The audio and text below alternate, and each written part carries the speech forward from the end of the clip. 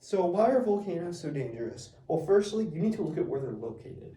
Many of the most dangerous volcanoes in the world are located on subduction zones. This is a convergent plate boundary where you have one plate going underneath another plate and then pushing up on the top plate.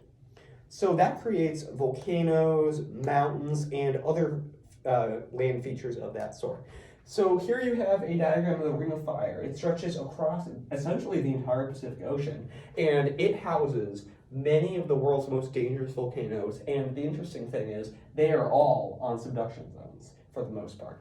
So you see many of the world's most dangerous volcanoes are on subduction zones. So another way that you can tell if a volcano is going to be devastating or not is the presence of gases within the magma chamber. So this is a mock-up of a magma chamber, and if there's gases inside it, that's going to excite the magma as it leaves during an eruption, and it's going to create a much more devastating and a much more widespread magma eruption. What you also need to talk about is what types of magma, what type of magma are we talking about? There's three main types: the rhyolitic magma, andesitic magma, and basaltic magma. With rhyolitic being more felsic, and basaltic being more mafic. So you want that mafic magma, the basaltic magma. It's going to be not very devastating, and it's not going to cause a major eruption. On the other side of the spectrum, rhyolitic magma, the felsic magma is very dangerous, and it's what you want to avoid. It typically leads to those large eruptions. So there are processes that can make a magma more rhyolitic or mafic, felsic or mafic.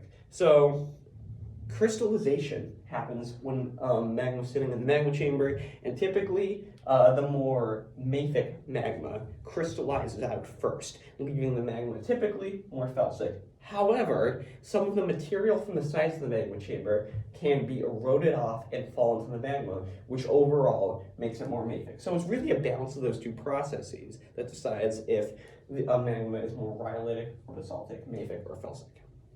So what does this mean?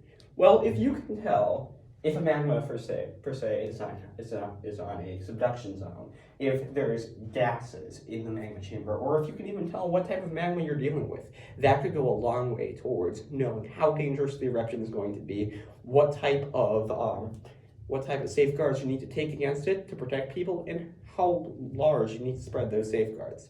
So knowing this stuff can be a major help to safety during a volcanic eruption.